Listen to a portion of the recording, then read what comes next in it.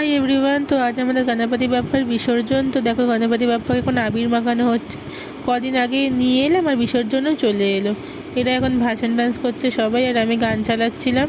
তো দেখো আবিরও নিয়ে নিয়েছি, একটু আবির খেলবো না তো হতেই পারে না। বিসর্জনে আমাদের গাড়িও ছেড়ে দিয়েছিল। দেখো ঠাকুরটা কি সুন্দর, দুটো পুচকে কি সুন্দর নাচ করছে। তো ভাসানে এরা এখনও ভাসান ডান্স করেই যাচ্ছে।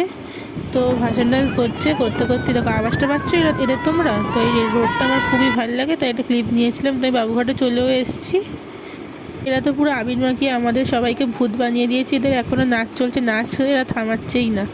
দেখো ঠাকুরটা কি সুন্দর। তো আমরা ঘাটের ধারে চলে এসেছিলাম, তখন ঠাকুরকে 7 পাক ঘোরানো হচ্ছে। তো সবাই 7 পাক ঘোরাচ্ছে, এরপর ঘাটের দিকে নিয়ে যাবো। তো ঘাটের দিকে নিয়ে চলে এলো।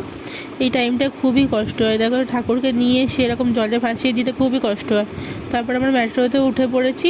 আর এই গণপতি বাপ্পাটা কত বড়, দেখো আর ভাসানে আসবো না, বেলুনটা বাজাবো না, হতেই পারে না। দেখো সবাই আছে, প্যান্ডেলটাই ফাঁকা।